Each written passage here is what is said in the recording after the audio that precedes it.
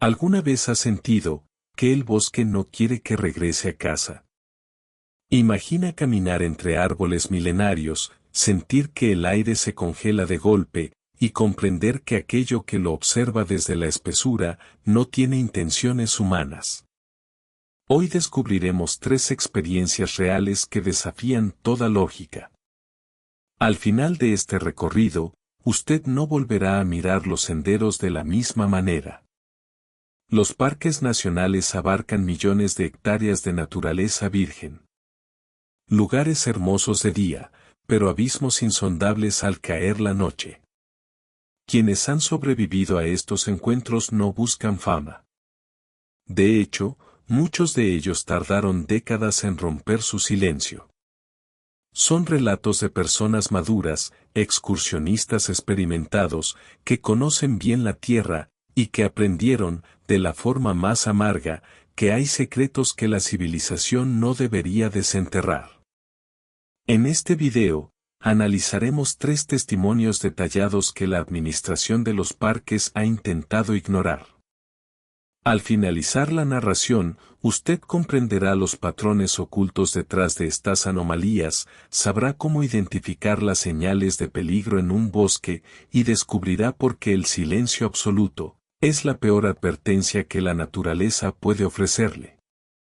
Quédese con nosotros, pues el último relato guarda una verdad que podría salvarle la vida. Nuestra primera historia nos traslada al otoño de 1997, en los sectores más profundos del Parque Nacional de Yosemite. Francisco, un arquitecto jubilado de 55 años, era un senderista meticuloso. No era un turista de fin de semana. Conocía las rutas, el clima y los límites de su propio cuerpo. Aquel día de octubre, Francisco decidió tomar una ruta secundaria poco transitada. Quería fotografiar los colores otoñales, lejos del bullicio de los visitantes. La tarde avanzaba con normalidad. El aire era fresco, y el olor a pino y tierra mojada llenaba sus pulmones. Sin embargo, a eso de las 4 de la tarde, el ambiente comenzó a cambiar de forma drástica. La temperatura descendió varios grados en pocos minutos.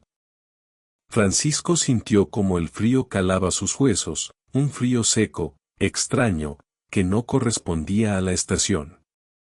Decidió detenerse para ponerse una chaqueta térmica. Fue en ese preciso instante, cuando lo notó. El bosque se había quedado completamente mudo. No había viento. No había pájaros cantando. Ni siquiera el crujido de las ramas. Era un silencio denso, casi sólido. Como si el mundo se hubiera pausado. Cualquier persona que pase tiempo en la naturaleza sabe que el silencio total es antinatural. Los animales solo se callan por un motivo, la presencia de un depredador. Francisco sintió un escalofrío en la nuca, esa molesta e instintiva sensación de estar siendo observado por ojos invisibles. Decidió reanudar la marcha a paso rápido. Quería volver al sendero principal antes de que oscureciera. Fue entonces cuando escuchó el primer paso detrás de él. Un crujido leve, a su derecha. Un sonido rítmico que imitaba a la perfección el intervalo de sus propias pisadas. Si Francisco caminaba, el sonido avanzaba. Si se detenía, el sonido tardaba un segundo completo en detenerse. Como si aquello que lo seguía intentara sincronizarse con él, para no ser descubierto. El aire comenzó a oler a hierro y a vegetación podrida, un hedor rancio, que recordaba al fondo de un pozo olvidado. Francisco aceleró el paso, controlando la respiración para no entrar en pánico. Intentó convencerse de que era un ciervo, o quizás un oso negro curioso. Pero los osos no se esconden con tanta precisión militar. De pronto, de entre la densa niebla gris, divisó una silueta. No era un animal. Era una cabaña de madera, pequeña, desgastada por el tiempo, que no figuraba en ninguno de sus mapas detallados del parque. La estructura parecía abandonada desde hacía décadas. Francisco dudó. Entrar significaba acorralarse a sí mismo, pero permanecer a la intemperie, con aquella presencia acechando, se sentía aún más peligroso. Decidió acercarse a la puerta entreabierta. Al aproximarse, el olor a putrefacción se intensificó. El suelo de la cabaña estaba cubierto de hojas secas, pero en el centro, había algo que congeló su sangre. Había barro fresco, lodo negro y brillante, que formaba marcas irregulares. Parecían las huellas de un cuerpo pesado que se había arrastrado, o de algo que caminaba apoyando los nudillos. Francisco retrocedió de inmediato, el instinto de supervivencia gritando en su cabeza. Y justo cuando ponía un pie fuera de la cabaña, la niebla pareció cerrarse sobre él. Fue en ese momento, cuando escuchó la voz. Era un susurro suave, que provenía de la espesura del bosque, a solo unos metros de donde él se encontraba. La voz pronunciaba su nombre. Francisco. Francisco, ven aquí.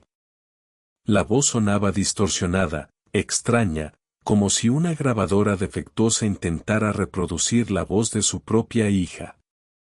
Pero su hija estaba en ese momento a más de 2000 kilómetros de distancia, en la ciudad de Chicago. El tono no era natural. Carecía de la entonación emocional de un ser humano.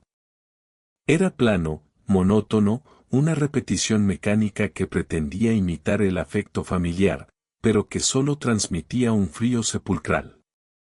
Francisco comprendió, con una lucidez aterradora, que si respondía a ese llamado, o si se adentraba en la niebla para buscar el origen, jamás volvería a salir de ese parque. Olvidando todo protocolo de montaña, corrió. Corrió como nunca antes lo había hecho, sin mirar atrás, sintiendo como el aire helado desgarraba sus pulmones. A sus espaldas, el crujido de la maleza no era sutil. Algo pesado, muy pesado, avanzaba a gran velocidad, quebrando ramas gruesas a su paso. La voz continuaba llamándolo, alternando el tono de su hija con el de su esposa, e incluso imitando su propia voz, en un bucle grotesco. Finalmente, Francesco tropezó y cayó sobre el sendero principal, justo cuando el sol comenzaba a ocultarse tras las montañas. La niebla se disipó casi al instante, y el ruido de la persecución cesó de golpe. Dos excursionistas que pasaban por el lugar lo ayudaron a levantarse. Estaba pálido, temblando, con la ropa rasgada. Francesco nunca denunció el hecho a las autoridades del parque, sabía que lo tomarían por loco. Pero desde ese día, nunca ha vuelto a pisar un bosque solitario. ¿Qué tipo de entidad puede imitar el habla humana con el único fin de atraernos hacia la oscuridad? Quizás, la respuesta se encuentre en las montañas del este. Pero eso, no es todo. Nos trasladamos ahora a las grandes montañas humeantes, en el estado de Tennessee. Un lugar conocido por su densa vegetación, y sus profundos valles cargados de humedad. En el año 2012. Elena y Alberto, un matrimonio de profesores jubilados de 60 años, decidieron alquilar una cabaña rústica en los límites del parque, cerca del área histórica de Greenbrier. Buscaban paz, el susurro del viento y el murmullo de un arroyo cercano. La cabaña era acogedora, aislada de otras propiedades por varios kilómetros de denso bosque. La primera noche transcurrió sin incidentes. Pero durante la segunda noche, alrededor de las 2 de la madrugada, Elena se despertó de golpe. Un olor extraño invadía la habitación, un olor metálico, penetrante, similar al cobre o a la sangre fresca. Al principio, pensó que se trataba de alguna cañería vieja. Intentó volver a conciliar el sueño. Fue en ese momento cuando escuchó el primer golpe en el cristal de la ventana del dormitorio. Un sonido seco, rítmico, ejecutado con una precisión casi matemática. 3 toques pausados. Toc, toc, toc. Elena se incorporó en la cama, sintiendo como el vello de sus brazos se erizaba. Despertó a Alberto en un susurro. Él, asumiendo que se trataba de una rama arrastrada por el viento, se acercó a la ventana con una linterna potente. Al encenderla y apuntar hacia el exterior, el haz de luz solo reveló la niebla y los troncos de los árboles. No había ramas cerca del vidrio. La ventana estaba a más de 2 metros de altura sobre el suelo exterior. Alberto apagó la linterna, asumiendo que el viento del valle había provocado el ruido. Sin embargo, apenas se sentó en la cama, la temperatura dentro de la habitación descendió de forma tan brusca, que ambos pudieron ver el vaho de su respiración en el aire de la alcoba. La calefacción de la cabaña seguía encendida, pero el ambiente se sentía como una nevera de almacenamiento de carne. Entonces, el sonido cambió de lugar. Esta vez, no fue en la ventana. Fueron pasos, lentos, pesados, que crujían sobre el porche de madera que rodeaba la entrada principal de la cabaña. Pasos que se detenían justo frente a la puerta de madera maciza.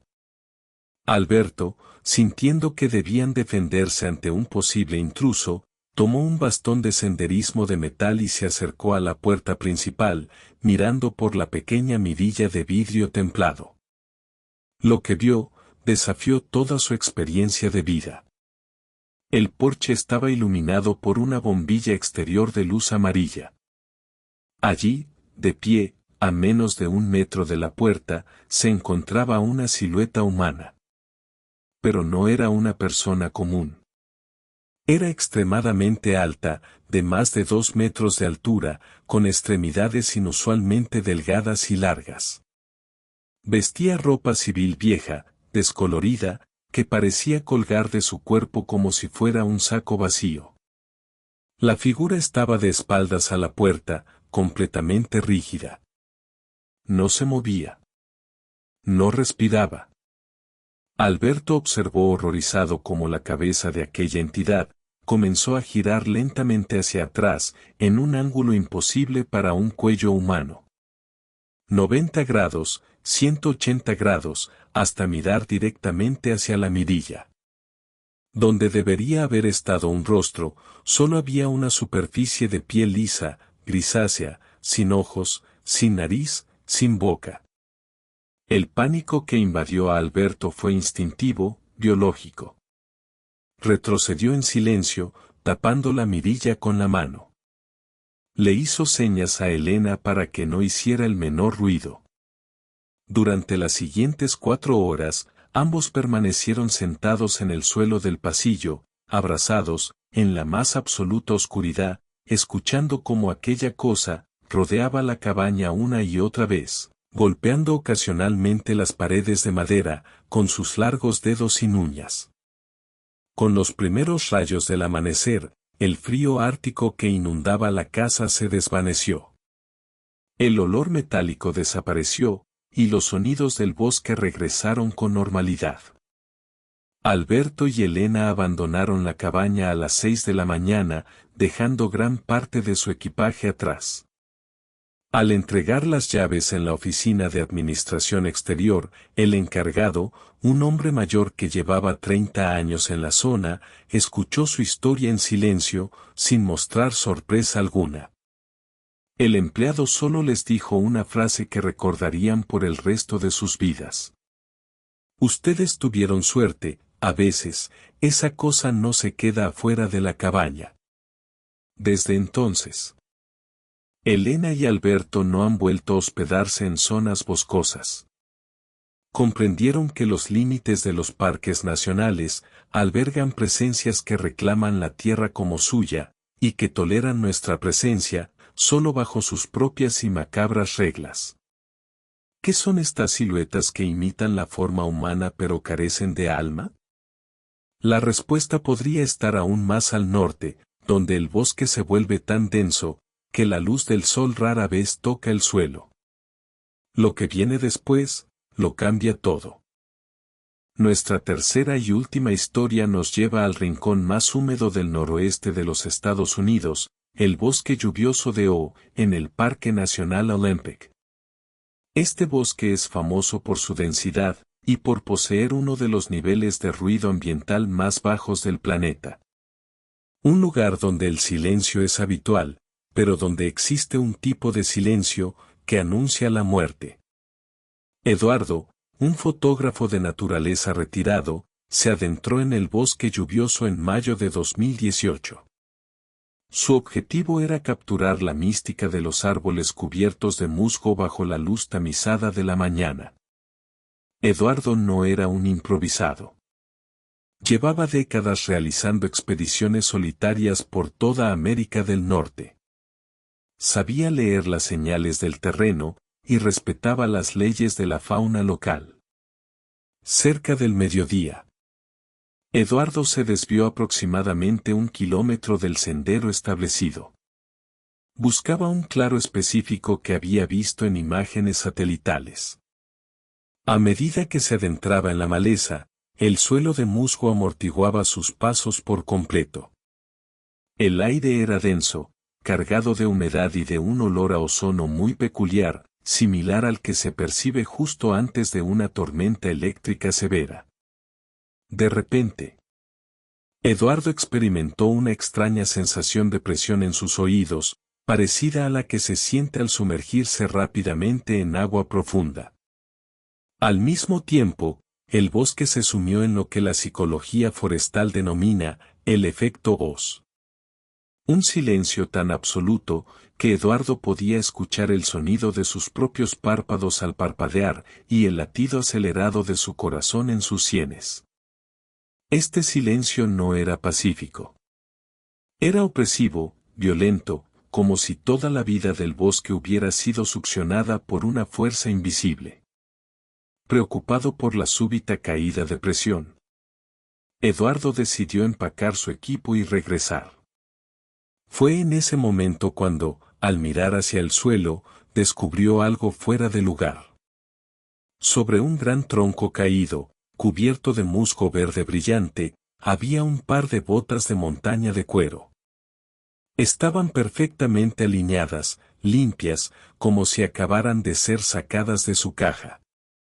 No había rastros de ropa, ni de mochila, ni huellas en el barro circundante que explicaran cómo habían llegado allí.